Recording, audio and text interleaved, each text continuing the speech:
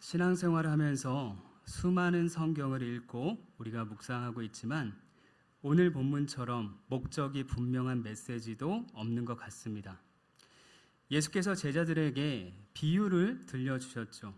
한 재판장과 과부가 나오는 이야기였습니다.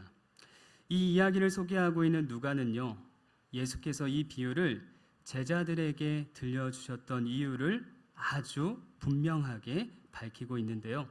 바로 본문 1절에 그 이야기가 나옵니다. 1절 우리 같이 한번 읽어보시죠.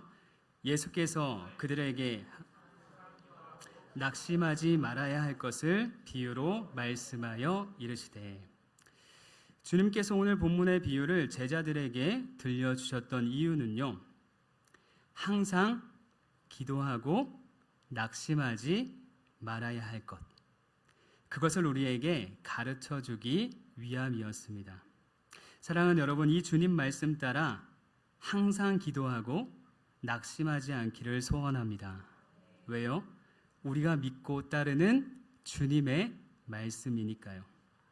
그렇다면 주님은 왜 이렇게 우리에게 항상 기도하고 낙심하지 말라고 하셨을까요? 첫 번째, 이것 때문입니다. 같이 한번 읽어보시죠. 같이 읽겠습니다. 기도 생활을 꾸준히 하다 보면 낙심할 만한 일들이 많기 때문입니다. 여러분 한번 생각해 보십시오. 예수께서 항상 기도하고 낙심하지 말라고 비유까지 들면서 당시 제자들에게 말씀하신 이유가 있다면 그것이 무엇이겠습니까? 정말 다양한 이유를 우리가 추측해 볼 수 있겠지만 기도하면서 절대로 낙심하지 말라고 가르치고 가르쳐야 할 만큼 기도 생활을 꾸준히 하는 사람들이 당시에 많이 없었기 때문이겠죠. 이 말씀의 첫 번째 대상이요, 누구인지 아십니까? 제자들이었어요. 우리가 알고 있듯이 누가복음에서 우리가 지금 살피고 있는 18장 이전에 이미 예수님은요, 제자들에게 기도를 가르쳐 주셨죠. 그 기도가 우리가 알고 있는 주님이 가르쳐 주신 기도였습니다. 예수님께 직접 기도를 배웠던 제자들조차도 꾸준히 기도하지 못했던 것이 분명합니다. 그러니 기도하면서 낙심하지 말고 꾸준히 해야만 한다고 비유까지 들면서 강조할 수밖에 없었던 예수님의 모습을 우리는 이곳에서 발견하게 되는 것이죠. 기도를 하다 보면 기도를 방해하는 다양한 일들을 우리가 경험하게 됩니다. 그 가운데 우리를 가장 힘들게 하는 것이 있다면 그것이 무엇일까요? 그것은 바로 우리가 기도한 대로 이루어지지 않는 거죠. 기도는 열심히 하는데 응답이 왜 이렇게 없는지 기도를 당장이라도 그만두고 싶을 때가 한두 번이 아닙니다. 하나님이 정말 내 기도를 듣고 계시는 건가? 이런 생각이 우리들에게 찾아오죠. 급기야 기도한다고 되나? 될 만한 일이어야 되지. 그러고는 기도를 멈출 때가 우리의 삶 가운데 얼마나 많습니까? 이렇게 기도 응답이 잘 되지 않을 때, 이때가 기도 생활의 가장 큰 위기인 것을 우리 주님도 알았을까요? 몰랐을까요? 알았습니다. 너무나 잘 아셨습니다. 그래서 오늘 본문의 이야기를 당시의 제자들에게, 또 오늘날을 살고 있는 저와 여러분들에게 들려주고 계신 거죠. 여러분, 이 비유 속에서 과부는요, 재판장을 찾아가 여러 번 자신의 소원을 얘기했습니다. 그런데도 재판장은 과부의 반복되는 요청을 들어주지 않았다고 말씀하고 있죠. 본문 3절과 4절입니다. 우리 같이 한번 읽어보실까요? 같이 읽겠습니다. 그 도시에 한 과부가 있어 자주 그에게 가서 내 원수에 대한 나의 원한을 풀어주소서 하되, 그가 얼마 동안 듣지 아니하다가 후에 속으로 생각하되 내가 하나님을 두려워하지 않고 사람을 무시하나. 여러분, 이것이요, 우리가 기도할 때 생기는 일입니다. 기도 제목을 가지고 열심히 간구하지만 한동안은 그 기도 제목에 진전이 없을 때가 있다는 말입니다. 그럴 때 기도를 계속한다? 여간 어려운 일이 아닙니다. 기도 생활의 위기가 찾아오게 되는 거죠. 그래서 주님이 이 비유를 통해 말씀하고 계신 겁니다. 무엇을요? 기도해도, 열심히 기도해도 얼마 동안은 아무런 변화가 찾아오지 않을 수도 있다고 말입니다.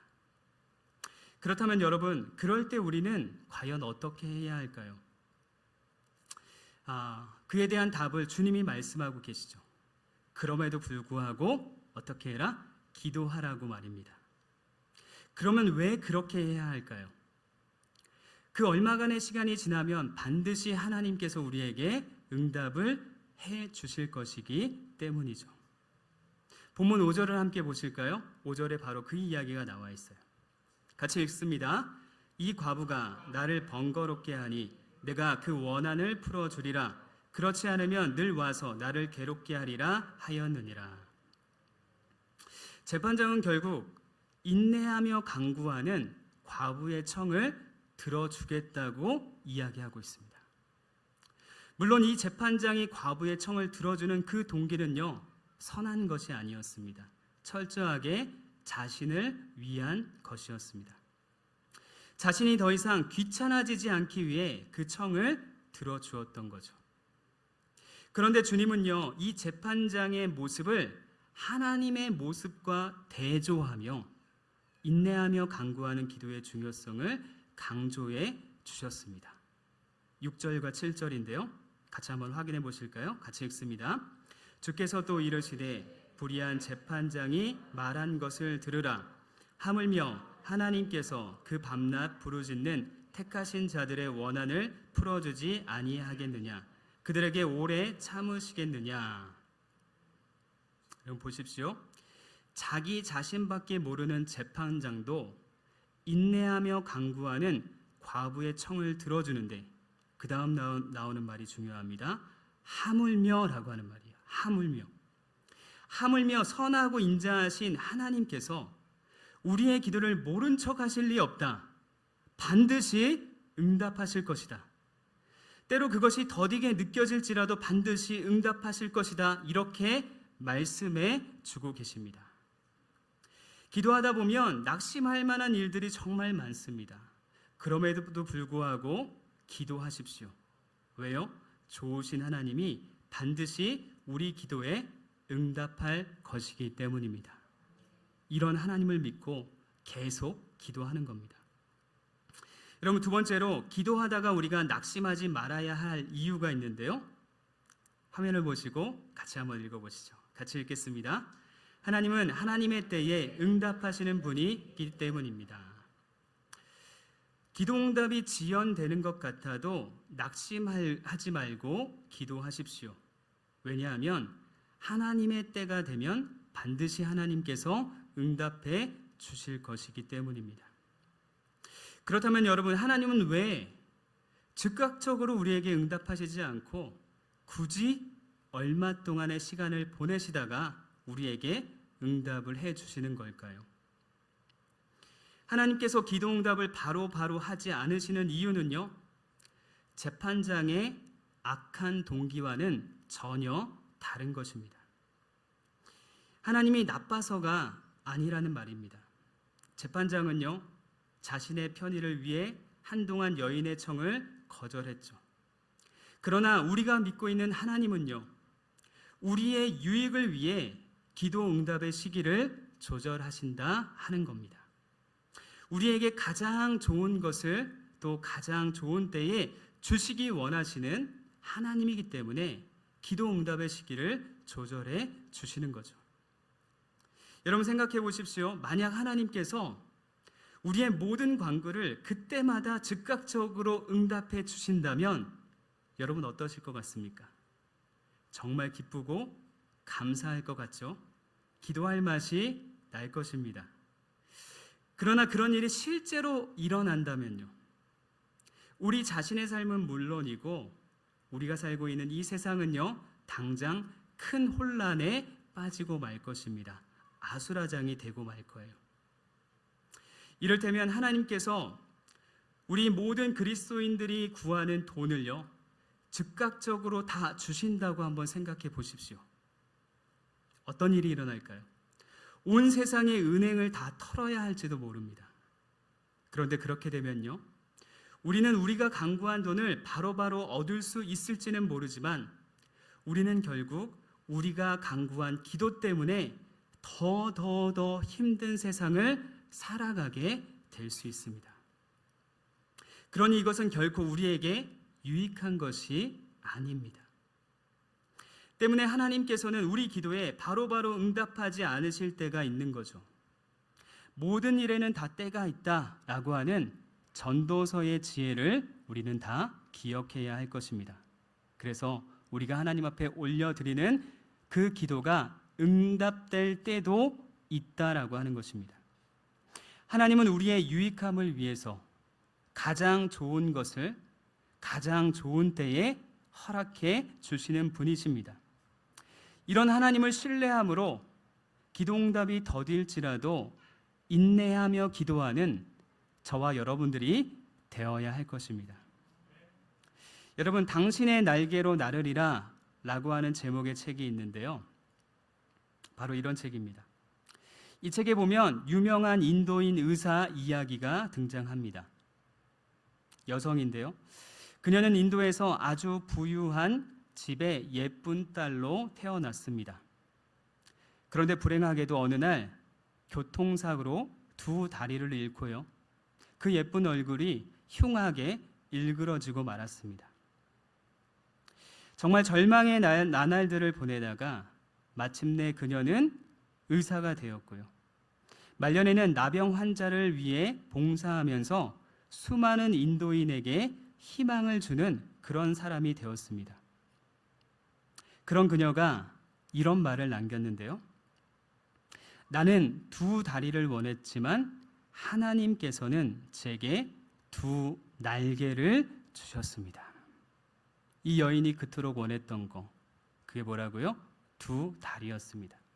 그런데 그 인생 속에 하나님이 그녀가 그토록 원했던 두 다리를 하나님은 주시지 않았습니다. 그러나 이 여인의 고백 속에 그가 하나님께 받은 것이 있는데요, 두 다리가 아니라 세상을 훨훨 날 수 있는 두 날개를 하나님께 받은 것입니다.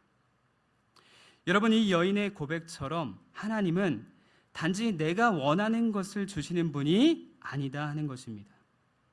그분은요, 내가 원하는 것보다 더 좋은 것을 우리의 인생 속에 가져다 주시는 거죠.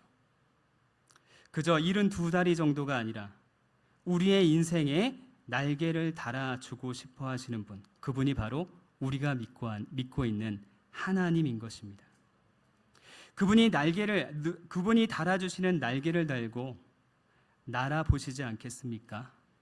그렇다면 낙심하지 말고 계속 기도하십시오.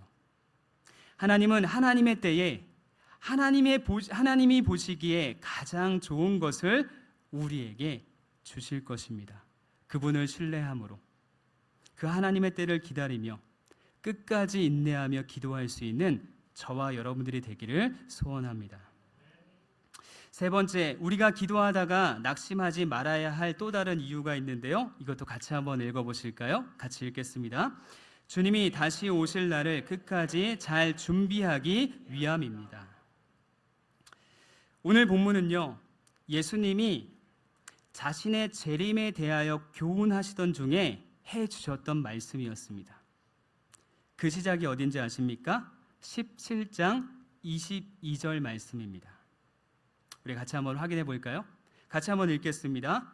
또 제자들에게 이르시되 때가 이르느니 너희가 인자의 날 하루를 보고자 하되 보지 못하리라. 인자의 날에 대해서 이야기하고 있죠. 즉 예수께서 다시 오셔서 새로운 세상을 허락하실 날, 그날에 대한 말씀, 그것을 시작하며 오늘 기도에 대한 교훈도 함께 주고 계셨던 겁니다.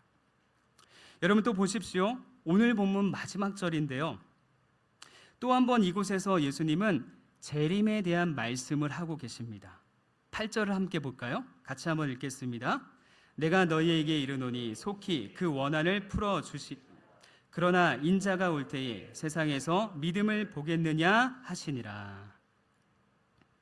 주님이 다시 오실 때 믿음 있는 사람을 찾기가 쉽다는 겁니까? 어렵다는 겁니까? 어렵다는 거죠. 그런데 그 믿음, 그렇게 주님이 마지막 날 우리들에게서 보고 싶은 그 믿음은 어떤 믿음일까요?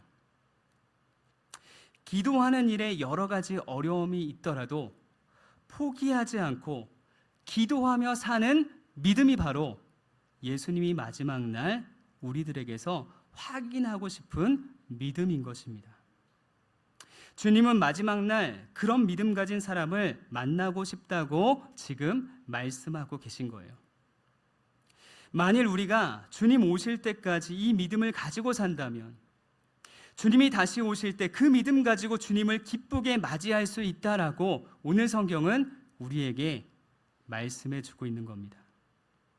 여러분, 우리 교회에서 신앙생활하다 보면 자주 듣게 되는 말이 있는데요. 앞으로도 아마 자주 들으실 겁니다. 인생은 뭐다? 삼생이다. 뭐라고요? 인생은 삼생이다. 정말 좋은 말입니다. 좋은 말은 반복할 때 힘이 나죠. 그런 의미에서 같이 한번 해보실까요? 인생은 삼생입니다. 어떤 사람들은 우리 인생을 한 번 살다 가는 거라고 말하기도 합니다. 그러나 성경은요, 우리 인생을 삼생이라고 분명하게 가르쳐주고 있습니다. 엄마 뱃속에서 10개월을 살죠. 그리고 세상에 나와서 8, 90년, 길면 100년을 살아갑니다. 그리고 나서요, 영원한 삶이 우리 앞에 펼쳐지게 됩니다. 이전의 생은 다음 생을 준비하는 시간으로 우리에게 주어진 것이라고 성경은 이야기하고 있습니다. 그래서 뱃속에서는 8, 90년 살아갈 인생을 준비하며 살아가고요, 세상에 나와서는 영원한 생을 준비하며 우리는 살아가죠. 그런데 여러분, 엄마 뱃속에 있다가 세상에 태어난 우리는 영원한 생이 있다는 것을 자주 잊어버릴 때가 있습니다. 그러나 생각해 보십시오. 다음 생을 제대로 준비하지 못한 채 새로운 세상을 만나는 것보다 우리에게 더 당혹스러운 일이 있을까요? 아마도 없을 겁니다. 엄마 뱃속에서 안타깝게 미숙아로 태어난 아이들을 한번 보십시오. 새로운 세상을 마음껏 누릴 수가 없습니다. 바로 이것을 생각하면서 우리는 지금 이 세상에 살고 있지만 이곳이 전부가 아니다 하는 것을 결코 잊어서는 안 될 것입니다. 잠시 잠깐 이곳에 살면서 영원한 생을 준비해야만 하는 것입니다. 주님이 다시 오셔서 허락하실 새로운 세상이 우리에게 선물이 될 수 있도록 말입니다. 주님은요, 우리가 그렇게 준비되기 위해 해야 할 일이 있다고 말씀하고 계시죠. 뭡니까? 항상 뭐하고요? 기도하고 낙심하지 않는 믿음을 가지고 이 땅을 살아가는 것입니다. 사랑하는 여러분, 성경은 인생을 삼생이라고 말씀하고 있는데 우리는 오늘 무엇을 위해 살고 있습니까? 이곳에서 조금 더 나은 삶이 아니라 주님의 재림과 함께 새롭게 펼쳐진 세상에서 존귀하고 존귀한 자로 설 수 있는 저와 여러분들이 되기를 소망합니다. 그러기 위해 항상 뭐하고요? 기도하고 낙심하지 않는 믿음을 가지십시오. 주님이 다시 오실 때 그 믿음으로 주님을 기쁘게 맞이하는 저와 여러분들이 되기를 간절히 소망합니다. 기도하겠습니다.